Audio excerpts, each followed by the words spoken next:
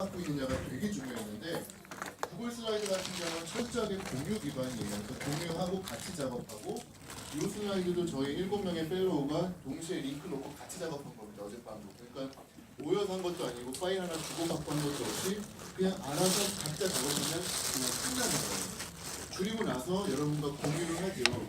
그러면 이건 저희 거니까 여러분은 쓰시면 안 돼요가 아니라 일단은 보시고요. 여러분이 갖고 싶으시면 사본 만들어서 가지시면 되는 거예요. 그렇게 해서 저희가 끌어안고 있던 거를 내놓는 순간부터 훨씬 더 많은 것들이 생기는 거를 체험을 하고 있어요. 그래서 한 2년에서 3년 걸친 과정 동안에 저희가 갖고 있던 노하우들 계속 갖고 끌어안고 하려는 마음을 바꿔서 나누고 공유하고 했더니 점점 더 좋은 컨텐츠들이 나오고 그럼 또 저희가 또 그걸 다운받아 쓰기도 하고 그런 과정들을 겪으면서 생각에 좀 전환들이 많이 생겼던 것 같습니다. 그래서 오늘 저는 두 가지만 앱을 좀 소개해 드리려고 하는데요. 요겁니다. 좀 유치해 보일 수는 있는데 구글에서 만든 툰타스틱이라는 앱이에요. 그냥 3D 애니메이션을 아주 손쉽게 여러분의 스마트폰에서 할 수 있는 툴이고 무료고 그 다음에 베스트 앱으로 뽑혔던 앱입니다. 그래서 이게 학생들뿐만이 아니라 선생님들이 쓰시기에도 되게 좋아요. 잠깐만 보도록 하겠습니다. 자, 소리가 혹시 나올지 모르겠는데 툰타스틱을 어떤 식으로 사용하는지를 구글에서 이제 제공을 한 건데요. 레디 액션하고 하면은 배경을 이제 몇 가지를 고르시고요. 안에 캐릭터들을 이제 여러분이 마음대로 끌어다가 넣으실 수가 있어요. 그러면 그 캐릭터를 이제 배치하고 기승전결 스토리라인 잡으시고 그다음에 어떤 식으로 내용을 할 건지를 마무리를 하신 다음에 그냥 우리 옛날에 종이 인형 가지고 장난 많이 했었죠. 뭐 엄마가 나 숙제 했니? 그럼 숙제 안 했어.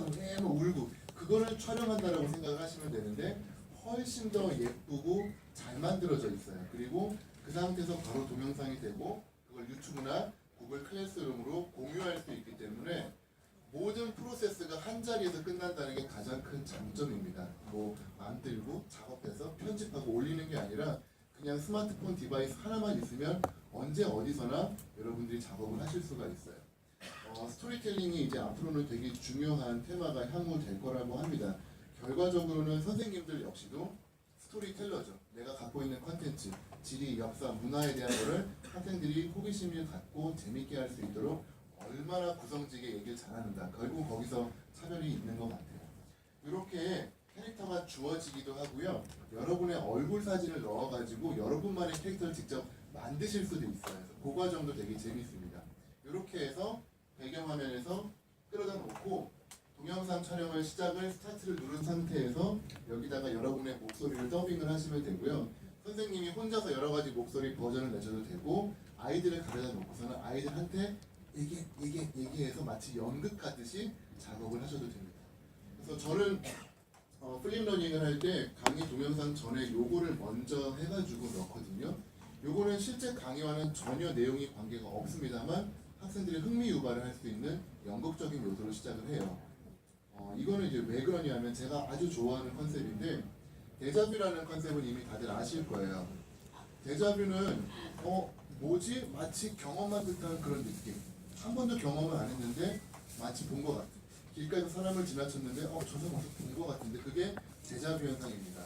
그거를 뒤집은 게 뷰저드 현상이에요. 그거는 맨날 보는 건데 어느 날 갑자기 새로워지는 느낌입니다. 전형적인 느낌이 이제 결혼한 지 15년 됐는데 와이프가 갑자기 막 낯설어 보이고 색다른 그런 느낌 없으시죠? 그런 느낌, 그 느낌, 뷰저드가 되는 그 순간이 사람의 뇌가 가장 창의적이 됩니다. 수업에서 교실에서 뷰자대를 갖고 오자는 겁니다. 매일 학교 오고요. 맨날 보던 선생님의 맨날 보던 교실에 똑같은 친구의 똑같은 과목이에요. 식상하거든요. 어느 날 연극과 함께 재밌는 영화와 함께 강의가 시작이 되면은 갑자기 학생들이 왠지 색다른데 이 수업 뭐지? 재밌는데? 그런 착각에 빠집니다. 그게 바로 뷰자대 현상이에요. 그걸 통해서 학생들에게 수업을 다시 볼 수 있는 시각을 제공하는데 툰타스틱은 무료 앱이기 때문에 너무나 편하게 잘 쓰실 수가 있을 겁니다. 이거는 이제 구글에서 기본적으로 나와 있는 태스크라고 하는 앱인데 얼마 전까지는 앱이 없었어요. 그러다가 이제 드디어 안드로이드 버전으로 앱이 등장을 했고요. 아이폰은 이제 조금 있다가 나올 예정입니다. 이 태스크 앱은 기존에 우리가 알고 있는 할 일이라고 해서 유료 앱들 아마 많이 다운받아서 쓰실 텐데 그거랑 차원이 다른 앱이에요. 왜냐하면 Gmail에 기본적으로 녹아 들어가게 되어 있습니다. Gmail을 로그인을 하시면 Gmail 우측 상단에 구글 태스크가 기본적으로 이제 들어가게 돼 있고요. 그러면은 이메일 중에 중요한 이메일을 태스크로 끌어놓고 입력을 하고 편집을 하면서 매일매일 할 일을 정리를 할 수 있기 때문입니다. 이것도 역시 제가 좋아하는 컨셉 중에 하나인데요. 데이빗 알렌이라고 하는 결국은 인생을 어떻게 경영하는지에 대한 노하우를 알고 계신 분인데 끊임없이 쏟아지는 일 해치우기라는 책으로 영어로는 Getting Things Done이라는 책으로 몹시 유명한 분이십니다. 한때 유행했던 컨셉이지만 다시 저는 요즘 들어서 다시 이 컨셉을 보게 됐는데 제가 이제 아까도 여러분께서 질문하셨는데 저는 구글 직원이 아니고요. 저도 나름대로의 직업이 있는 사람입니다. 그래서 저도 제 일을 하는 중에 마치 20% 타임 프로젝트 하는 것처럼 구글을 이용한 교육에 흥미를 갖고 그걸 전파하는 구글 에듀케이터 그룹을 운영을 하고 있는 리더를 하고 있는 그런 사람이고요. 그러다 보니까 할 일이 너무 많아요. 그리고 집에 가면 이제 아이들과도 놀아줘야 되고 또 개인을 위해서 건강을 또 써야 되고 또 제 취미생활을 해야 되고 하니까 하루를 보면은 할 일은 많은데 그런 느낌 있죠. 아침에 깼는데 가슴이 먹먹한 느낌. 정말 피곤함과 동시에 할 일은 너무 많은데 어디서부터 손대야 될지 모르는 그 느낌. 그 느낌을 Getting Things Done이라는 컨셉을 통해 가지고 해결할 수 있다라고 하는 철학입니다. 이분은 뭔가 일이 생기면은 그냥 박스에 일단 다 넣어요. 무조건 오는 대로 박스에 넣고요. 바로 결정을 합니다. 2분 안에 할 수 있는 일인가 아닌가. 2분 안에 할 수 있으면 하는 거예요. 2분 안에 못하면 일단 보류를 합니다. 그 다음에 뭘 하느냐. 이거는 내가 할 일이 아니다. 이거는 내가 바로 버려야 된다고 싶으면 바로 그냥 쓰레기통으로 가고요. 요거는 되게 중요하지만 지금 할 일은 아니다라고 하면 그냥 무조건 보류입니다. 그리고 이 부분이 되게 제가 좋아하는 부분인데 참고해놨다가 나중에 써야지라고 하는 거는 참고로 넣어버리는 거예요. 일단은 그냥 구글이 갖고 있는 가장 큰 장점이에요. 무한대 구글 드라이브 안에 구글 포토 안에 찍어서 그냥 다 넣어버리고 잊어버리는 겁니다. 그럼 계속 통이 비어나가겠죠. 2분 안에 할 수 있으면 하는 거예요.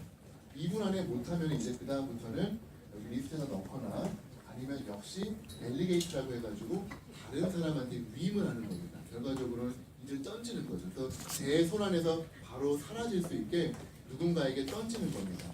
그래서 이 작업을 해가지고 Getting Things Done을 하는 건데 이게 Gmail에 녹아 들어가 있다 보니까 어떤 일이 생기느냐. 이제 출근하면은 Gmail을 그냥 Gmail 안에 오른쪽에 태스크, 팁, 칼렌더 세 개가 이제 묶여 들어갑니다. 그 화면 안에서 Getting Things Done 일어나는 거예요.